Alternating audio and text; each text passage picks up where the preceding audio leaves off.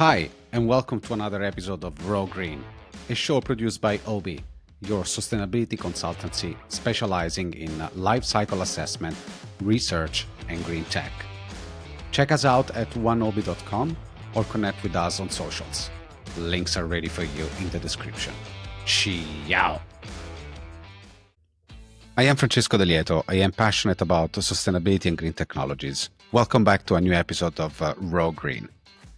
Carbon dioxide removal technologies, next-gen batteries, high-concentration solar, and other climate innovations all require sustained funding to scale and become commercially viable. In 2024, global climate tech equity financing experienced a significant decline, falling 40% as investors shifted focus towards artificial intelligence technologies.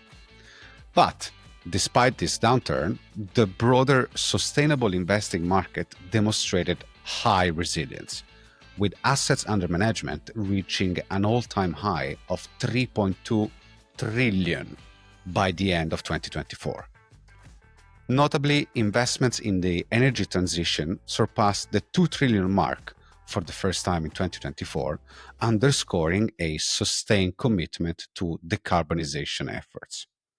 So today we're joined by Emma Mee, the head of membership at Green Angel Ventures, a key player in this dynamic ecosystem, to talk about the nuances of green investing, the firm's strategic focus, and the broader market trends shaping the future of sustainable innovation. Ciao, Emma. Welcome to Raw Green. How are you today? Hi, Francesco. Lovely to be here. Thank you. Nice. All right, let's start immediately. I want to know a little bit more about yourself. What is your career and what it led you to arrive at Green Angel Ventures? Well, very much like many of your listeners, I think, Francesco, I've been really interested in climate tech and the new technologies that are going to be addressing some of these critical challenges that the world are facing. I like the big problems, you know?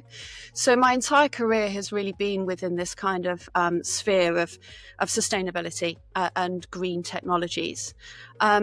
I started back in Cambridge University, a small department at the time that was very much working with big business, a bit like a consultancy, and effectively trying to get sustainability into the boardroom of every big company in the world on the basis that back then, all those years ago, it really wasn't.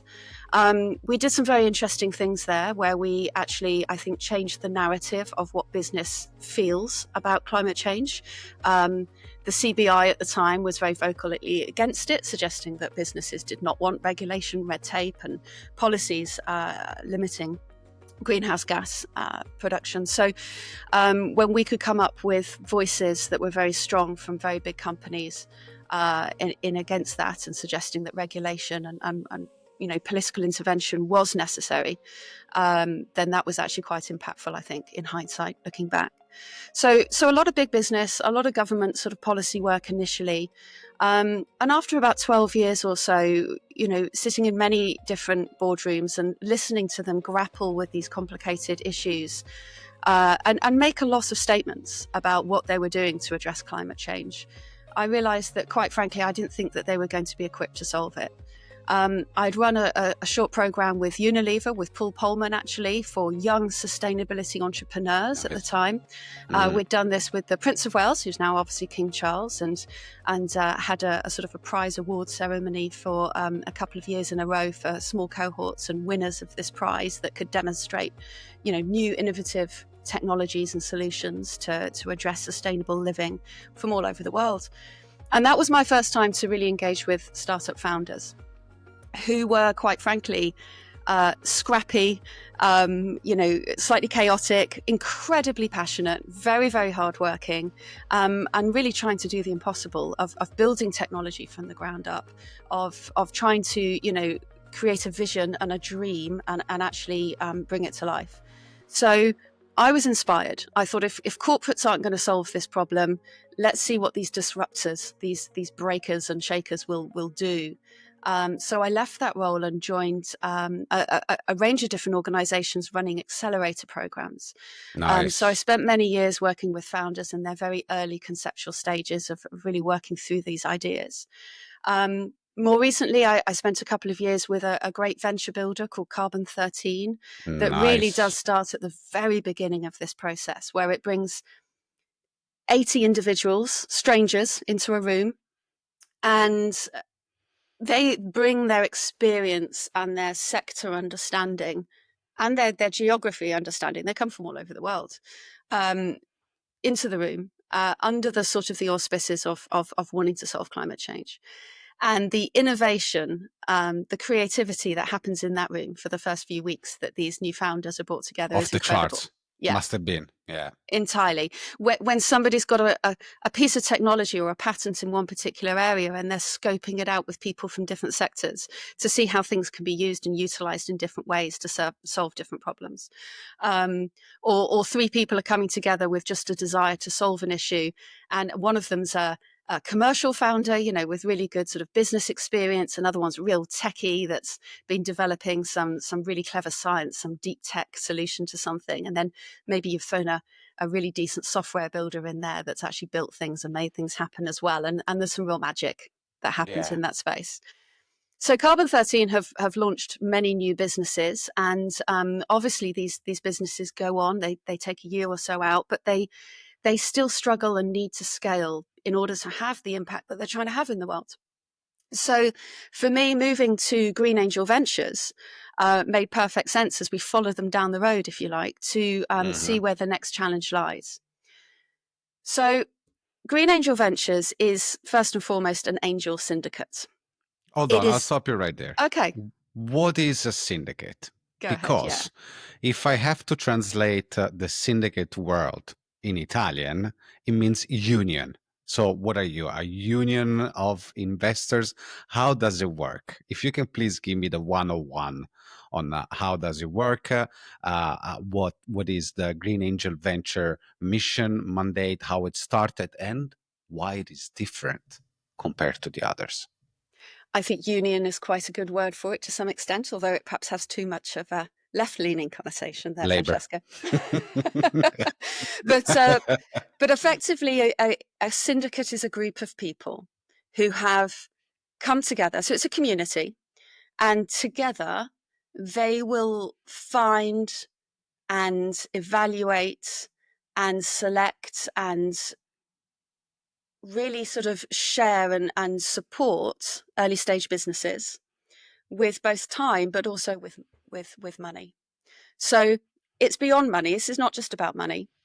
To be an angel investor is to be someone who loves the technology, who has quite a lot to offer in terms of their backgrounds in whatever sector that they've spent their career. Sometimes that's later career. Sometimes they're looking to retire, perhaps, and they're looking to sort of pay it forward in terms of mentorship or advisory roles. Maybe even wanting to join a board or two as a non-exec director for a later stage portfolio career, sure.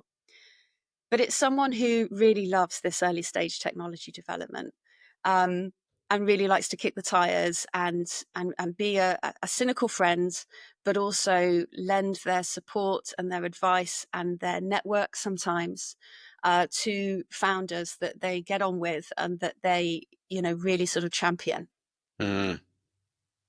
Okay. So we have a group of syndicate members, over 300 of them. They're international, wow, but they invest entirely in UK businesses with Green Angel Syndicate. And they help us evaluate the early stage applications that come in. We actually get 1,000 applications a year from climate tech startups. So they're very keen to show us this technology and put it in front of us. And it's up to us to really critique that, evaluate it against our investment thesis, which is to say, is this going to scale and make money? Is this a viable proposition that the market is ready for? Is this technology that can scale, that will sort of, create the impact that they're looking to have? Is this something that customers and clients are actually wanting? Mm-hmm. And ultimately, is this the team that's going to build it and deliver it and grow it to scale? Can you give me some examples of technologies and sectors that they're particularly loved at Green Angel Ventures? Sure. Well, it's first of all important to obviously acknowledge that climate tech is not a niche. It's not a vertical by itself. It is a lens upon which looking through businesses on every different sector. So you have food businesses and agri-tech, you have material science, you have software. Absolutely everything in this economy needs to be decarbonized. So pretty much everything fits into this bracket. That said, an angel investor really likes to invest their time and their effort and their energy into something that they understand. And therefore, you see quite a nice correlation between the background and experience of our members and the types of businesses that ultimately get accepted and brought into our portfolio. We have a lot of engineers among our members. And that means our portfolio, I'm quite proud to say, is very heavy on the hardware. We have a lot of software integrations. There's a couple of software businesses in there as well. But many angel syndicates elsewhere, or looking in other sectors or different verticals, would tend to favor software solutions that are going to be fairly quick to deliver, quick to scale, and quick to exit. In other words, they're going to get their money back quite quickly as well. Yeah. Those that want to solve climate change know that you're not going to be able to solve that with an app. So they're looking at the hard problems and the technical fixes that need to happen and the big capital intensive sometimes solutions that are being developed. So we have all sorts of things like we have flexible solar panels that can be used as lightweight solutions where other solar PV panels can't, and they don't use any rare earth materials and things as well. We have solutions that can go on greenhouses that stop either too much sunlight getting through and scorching the plants, particularly as we're experiencing more hot summers and hotter weather and things due to climate change. Of course, that's important. We have potentially things that will allow that growing season for our food crops under greenhouses and polytunnels to be longer because they transfer a lot of the UV light that hits it into the red light that ultimately gets through and it improves crop yields in that way. We have material science companies that are using everything from waste construction materials to create new tiles and bricks through to waste brewing yeasts and things that can be pressed into a leather alternative without using plastic, of course, because most leather alternatives, as we know at the moment, are actually just PVC. So then we have things that will recycle materials. We're looking at how to generate the rare earths and the golds and things out of e-waste. Nice. Rescue That's that. so important. Key issue, and clearly quite a lot of money to be made. There's mountains of e-waste up and down the country which can be dealt with in this way. Let's pin that for a second, if you don't mind, because the raw materials, especially rare earth material supply chain, it is a hot topic now for a few years. But given the current, say, events, even more, it's been amplified even more by current events. So, in the U.S., the IRA set up a precedent with, say, the deployment of vast amount of capitals to build the recycling infrastructure for especially batteries. Let's say the key example of all of this is Redwood Materials, founded by J.B. Strobel, one of the co-founders of Tesla. I don't know how many billions he got. I don't remember it now, but they built up a capacity able to handle battery volumes projected to reach in 2030 and able to cover the need of anode, cathode, and all the recycled materials part of a battery until 2030, 2035, without the need of importing goods from China, for example. So what that means? It means that by building that recycling capacity, that smart recycling capacity, they're able to leverage and reduce their supply chain risk in buying goods and raw materials from a, let's say, not too friendly country at the moment. My question is, do you see the same happening also in the UK? do you have that? Do you feel that backup at regulatory, at government level to bring something like this? Because let's be honest, there is not going to be a rare earth mine in UK anytime soon. A new one, at least. So, what do you feel that support? Yes. So I'm proud that the UK is actually very good at supporting early stage businesses. Now, we invest into businesses which you typically classify as seed stage, which means to say that they qualify for EIS tax relief. An investor in these businesses gets cash back in their accounts, come the end of tax year, and that limits the amount of money that they are ultimately out of hand doing. This is very successful. This is world leading, if you like. There are a lot of other countries that do similar schemes, but the UK is known to be very, very good at technology development at the early stage. Now, where we falter, of course, is at the later stage where they get to sort of Series B, Series C, and this is ultimately when they need it. To come back to the sort of the battery side of things and the battery recycling, you see that's operational already. I'm not familiar with the example that you used there, Francesco, but some of the advances that we're seeing coming through in the UK are on different chemical compositions for batteries and things like solid state batteries and sodium batteries. Now, if you're setting up an entire recycling production line for lithium ion batteries, and we're already in lithium phosphate, I believe it is. I'm not a scientist, but already the technology is moving so fast. You have to be a little bit careful of stranded assets in terms of what you're building and actually creating on this. So I guess that's a really good point for anybody who is looking at investing in their jobs, perhaps in that latter stage development, to keep an eye on the early stage of the stuff that's coming through. Things that are back, into sort of the seed and Series A stage that is demonstrating where the technology development is moving to. Because as I understand it, the recycling processes are very different for those batteries involved. Obviously, what you're able to reclaim from them has different values and different supply chains. Supply chains is a whole different world. We won't disappear into that rabbit hole, but that's another interesting It is area. A big animal. Yeah, it's a wild animal. Absolutely, yes. Okay, let's go back one sec then to Green Angel Ventures. Okay, let's talk for a second about the investment philosophy. Okay. There are a number of VCs. Everyone has its own strategy. Everyone is looking for what they believe it is the perfect proposition. What does a green angel actually looks for in a pitch?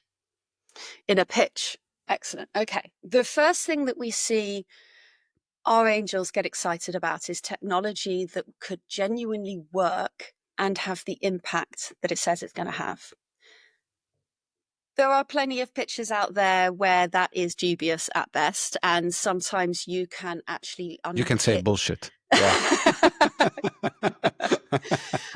You can unpick where the impact is going to be had.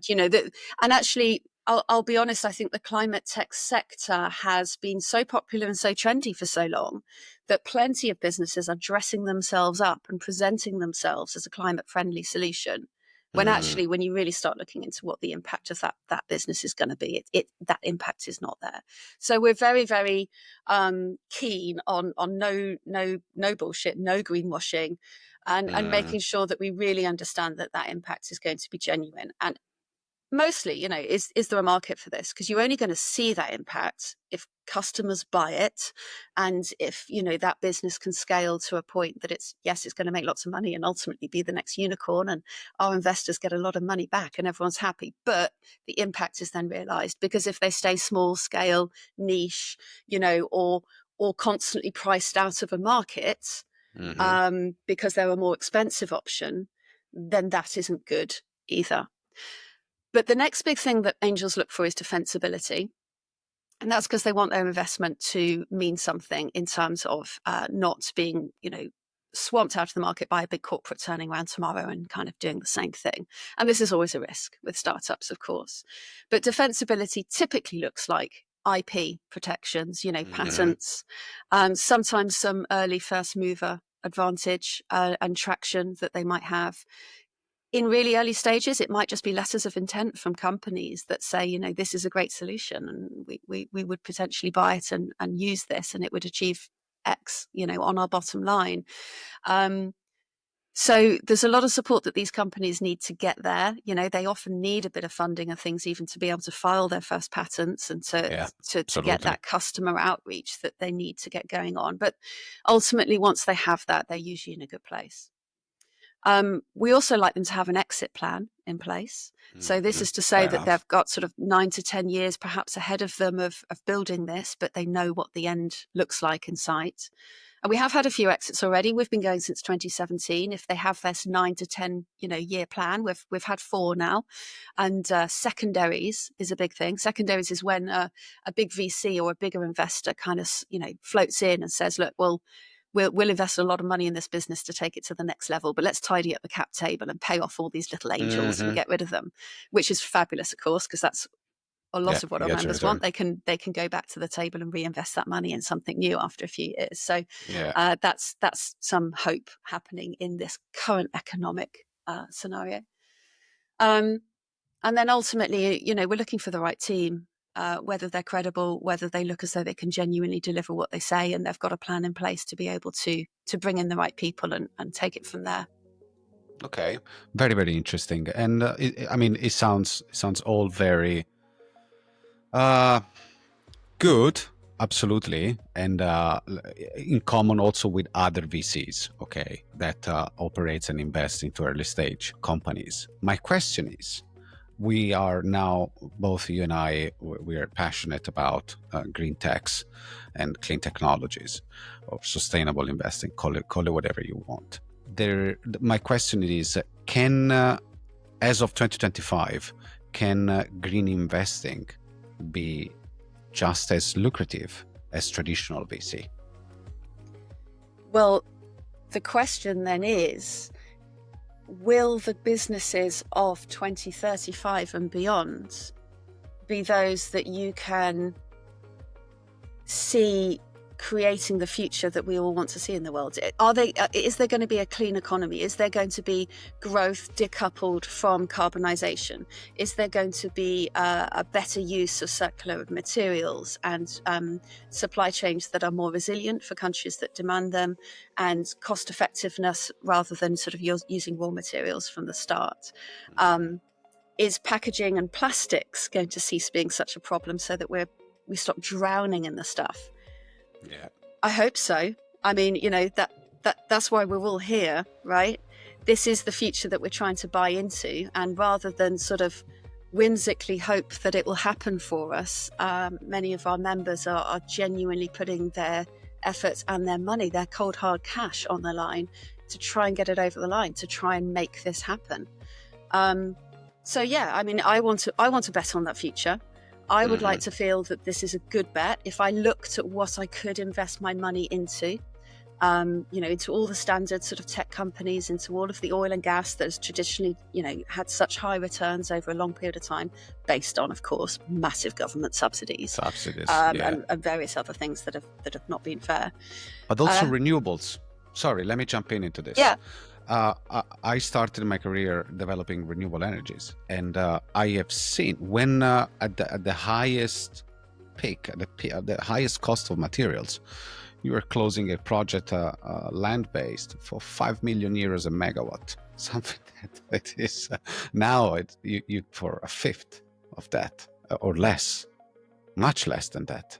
So, and that was because across Europe, starting with Germany, but then Italy, Spain, UK as well, there was a very generous set of incentive fees for developers of clean technologies. And that kicked off the market itself. Then China came in with the massive overproduction of solar panels. That obviously helped. Without that, we couldn't have the LCOE that you have on solar and wind.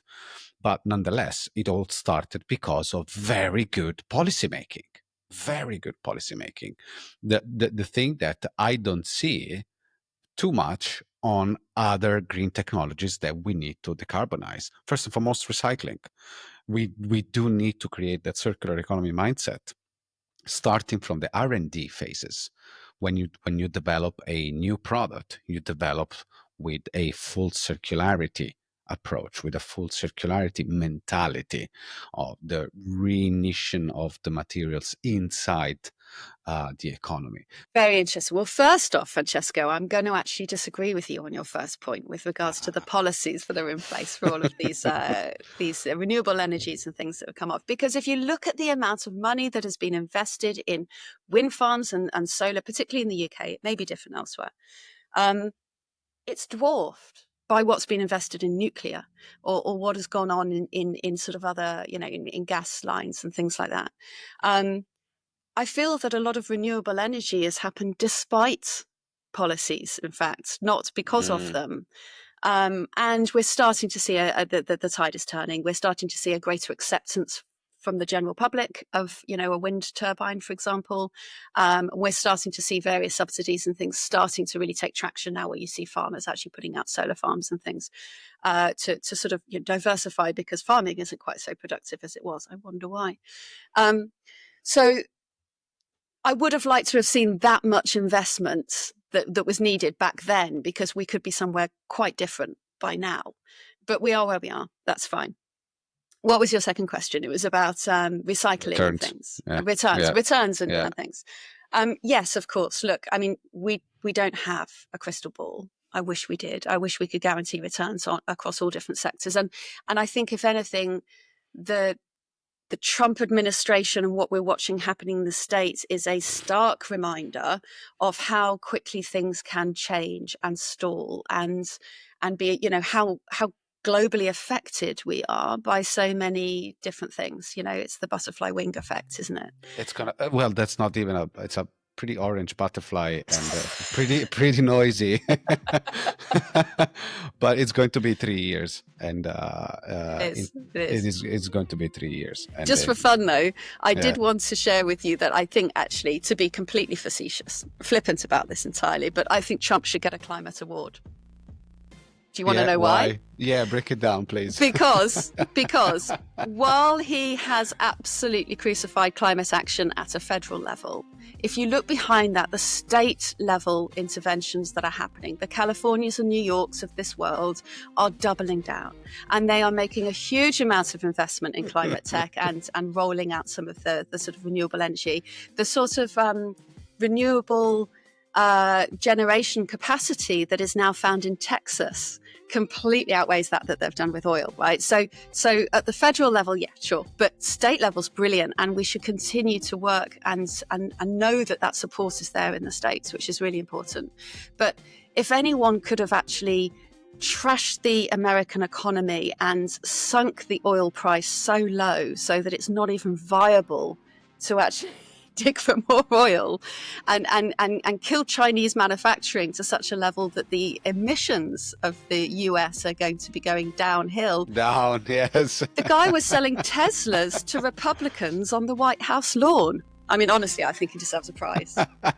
Al Gore is going to be jealous. No, look, I agree with you that obviously you have some resistance at state level and also outside of the US, obviously, to keep going. And the very first example is the UK. I mean, news of yesterday, I think, that the UK government with the GB Energy is going to put £300 million to develop the supply chains for wind offshore locally, UK locally. So that is amazing. And it's just the beginning. The same in theory should apply also to across other industries. But it's just that very well you need stability, and there isn't that. There isn't the stability, no, and that's a stark reminder to all of us of how fragile some of these policies are, and some of these commitments that the government has just made. They're there today, but will they be gone tomorrow? We don't know. There is an interest. UK has the opportunity to become the champion here.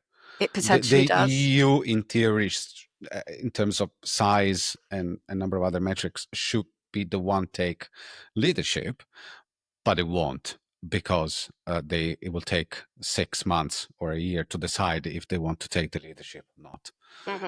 And unfortunately, that doesn't help. China, I think, is going to be the one to take over. They already are the biggest wind solar battery producer in the world. So I think that it will go towards that direction. Sorry to interrupt you. What were you want to say? Look, there's another thing that gives me hope. There are green shoots as well in terms of where this hope comes from, because in the economy, what a lot of people aren't actually aware of at the moment is that there is about to be an enormous transfer of wealth as generational wealth gets handed down. Your baby boomers effectively are ultimately going to pop their clogs, and 70% of global wealth is about to be handed over in the next 2 generations. Okay, that's and a very lot interesting. of that is going to go to women. About 60% of UK generational wealth is going to go to women, ironically. Now, this is very interesting because for wealth managers that are just getting to grips of what this means, they need to start bringing the wives and daughters of their very wealthy families to the table to start actually, engaging them and hoping they're going to keep their clients overall. But they're also finding that women, particularly, I believe, with a slightly higher moral compass, but they come together a little bit better with thoughts on impact investing and philanthropy.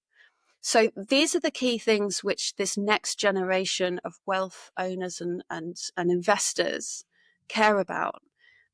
This is core now to the next sort of generation of people that can actually sit in the seat of power and actually direct some of this with regards to where they actually invest their money.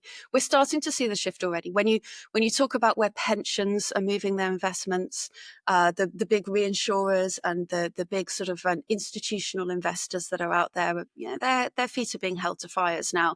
But this shift in generational wealth, I think, is really going to, pull that lever hard. And that brings me hope. That's a brilliant point, Emma. Never thought about that. Obviously, know nothing about that. But it makes qualitative and quantitative sense to that. So, yeah, I mean, personally, I am a negative optimist. That I always want to be optimistic, but I always want to be ready for the negative, right? Hope for the best, be ready for the worst. In any case, and as I said, it is 3 years, it is cycling, and to further, let's say, back your optimism, I can tell you that during the first Trump administration, it was when there was the highest connection of wind farms in the history of the United States. Yeah. So, but were they just legacy plans that were still being implemented from the government before? Yeah. That is true. Yeah. But now he's blocking building permits on federal lands. They already have the authorization to go forward. So again, let's be optimists. Let's be optimists. Let's move on. Let's invest in the solutions while we build a bunker in the backyard. Exactly. That's exactly the strategy. Stocking with beans and tuna cans. Exactly. Quite right. Let me ask you something. I don't know if you can answer to this question actually, but I'm gonna shoot it anyway. What is your favorite portfolio company and why? Okay. Well, I'll admit to you, Francesco, I have made my first angel investment. Oh, well done. I know, thank you. No, because, first of all, I guess what I haven't been saying in our conversation so far is just how more accessible this actually is than people think it is. I thought you had to be loaded to be able to make investments like this. With us and with many others, it's a $5,000 minimum ticket. Okay. You get some of that money straight back. This EIS tax relief I'm talking about will give me £1,500 back come the end of the tax year. So I'm already, sort of quids in terms of having that amount of shares for less amounts of money. The one that caught my eye that made me actually sit up and take notes. It's very difficult because you are surrounded by toys and you want to play with them all. But this one is it's a company called Carbon Cell. It's a super strong female founder. She's formidable. I think she's great. And the technology is very, very simple. It is a biochar and biological adhesive that, when it's hit with an electrical current, puffs up to replace polystyrene for packaging. Oh, nice. So it's simple, right? Yeah. The biochar can be from anywhere. It can be from any feedstock. It can be from any quality. It's got incredible versatility. Their secret sauce then happens, of course, and then their market is, of course, generally it's packaging solutions and various things which are these single-use plastics, particularly for high-value items. But ultimately, they can build that market up into insulation boards and various other sort of, you know, commercial opportunities as well for insulation and other sort of building construction materials too. What's the end of life? Let me do the LCA practitioner here. What's the end of life management? It's biochar. It goes in your compost heap. Fantastic. Now, one of the challenges they have, of course, is to develop this so that it doesn't completely dissolve when it gets wet.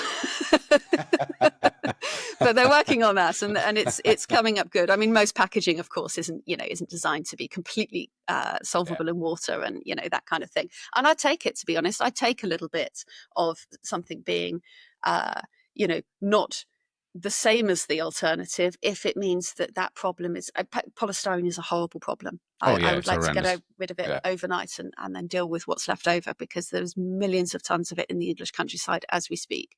So the idea that something like this could replace it very cheaply, very quickly, without no hurdles, no difficult technological advancements to overcome, just a cash injection and scaling as quickly as they can.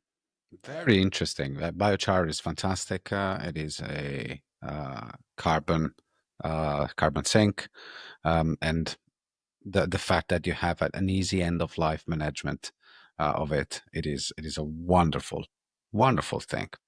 Let me ask you one more thing. What is the wildest pitch you ever received? Shock me. I like the ones. God, there's more than one. Clearly. There's plenty. One of the challenges is that the really wild ones don't make it to the pitch day, because we look at it and we just think to ourselves, it's never going to work. But some of the really ambitious ones are fun. Return of the blimps and the airships, or particularly some of the sort of electric planes. Aviation flights, drone flights, and that kind of thing. They're not actually that far sort of outlandish ideas necessarily. In fact, I think there's potentially scope for planes to be electric, although I actually see hydrogen playing a bigger part in shipping and aviation going forward. I think that's the one option that hydrogen is going to be really good for. But they're fun because you can see that it's going to take an enormous amount of capital to both get over the regulatory, the safety hurdles. Who's going to be the first pilot in this? Who's going to test it? And ultimately, what does it bring to the market that isn't served elsewhere, that, people would ultimately opt for this? And actually some of the shipping, it's the big stuff. Some of the shipping that have put sails on cargo ships so that they can literally take trade winds like the old days, back across the Atlantic again. I like those. I like to see a bit of old technology reinvented for new means. And so they're not altogether farcical, but they can be far-fetched in terms of what we feel we can support and get on board and get going nice and quickly. I mean, would that have a 9 to 10 exit plan? Exit plan. We did one episode with GT Wings, with George, the founder. Yes. And their technology, it is phenomenal, and their team, it is one of the most complete team I have seen. Amazing. They tick all the boxes. They literally tick all the boxes, from design to finance to operation management. They tick all the boxes. But there are others, amazing technologies with that regard. Let's say bringing back the resto mode, right, of technology to help decarbonize. It's just a matter of rerouting. I mean, the shipping industry, it is living hells and paradise, cycling every 2 years. It is just madness for them. So any source of savings of carbon and obviously gas expenses, it is very much welcome, and those are quantifiable stuff. There is a beautiful area actually in decarbonization. That and robots to clean the hull. Just think something like that. Just cleaning the hull, you gain that, I don't know, 10, 5, 10, 15% efficiency more, which Yeah, means that's a big thing. They use horrible chemicals otherwise. otherwise it will be all chemicals. Exactly. Absolutely. But here's another stat I read the other day that I loved. Bomb. If we Bye. all moved off oil and gas today, the number of ships that go around the world in these big shipping containers will halve, because half of them are moving oil and gas. Mm-hmm. So if we're looking at everything from whale conservation to cleaner waters and managing the sort of shipping fleets, there's all sorts of gains to be had across the board with some of these innovations. But I will be clear, Francesco, that the deal team, I've got 5 colleagues that do this properly, and they critique these deals very thoroughly. They don't let me near them because I get too excited about all of them. I'd accept them all. I feel that. Me too. I'm the same. I get too much excited about this. Everything. It is all. So, okay, let's talk about trends. Okay. Where do you think the green tech it is going? Is it more towards carbon? It is going more towards a nature-based solution. It is more towards grid tech. Where do you think we're heading? Where do you see a big amount of money being invested into? I think we've probably got all the energy tech we need. Now it's down to the refinement of energy, the balancing and the optimization of energy. So I wouldn't look there. I did mention hydrogen. I think that can really come to light in aviation and shipping, but not really. I don't see that coming elsewhere. I don't think that's going to be used in buildings, for example, or small scale logistics, like in cars, for example. I look to material science for some really interesting innovations. Brand new materials that have properties that we can't even think of yet, but will solve a multitude of problems later on. And that's where, of course, the funding and innovation that happens within our key universities is so important. This Very real important. deep tech stuff that comes out of, I'm in Cambridge, comes out of Cambridge down the road, comes out of Oxford, comes out of the really key universities that are investing a lot of time and effort, because they don't always know what they're innovating for. It's up to the commercialized world to identify what these solutions can be used for, but there's some very exciting developments there. I also think it's going to be great to have some proper biodiversity-focused or nature-based solutions companies in our portfolio. We're all very, very anxious to have them, to bring them on board. The challenge is that we've never really found any that commercially make sense. They rely very heavily on biodiversity credits or grants and subsidies and things. And therefore, they are not bona fide investment opportunities. They'll do well with grants, and this is potentially why they need government support. But I'd love to see commercial opportunities come through in that space, because we're all very hungry for them. On top of that, I really need to see some solutions around the fashion and textile sector. That's vast, and it's not something that we have a lot of in our portfolio at the moment either. Yeah, on the fashion and textile, I keep hearing more and more. It's a very difficult, as well as food. It is a very difficult, because there is that emotional component for both, especially for food. That is very difficult to overcome unless you bomb the hell out with education and communication, which is still something that takes a long time. But nonetheless, it is coming. It is coming. R&D, it is growing. There are products coming out that looks like fantastic and phenomenal. Even on the plant-based industry, that they had this incredible momentum that then died slowly. But now I'm seeing also companies here in UK, a couple of fantastic companies that they're building plant-based without a list of 100 ingredients, 90% of which are written in Latin, which scares the hell out of you.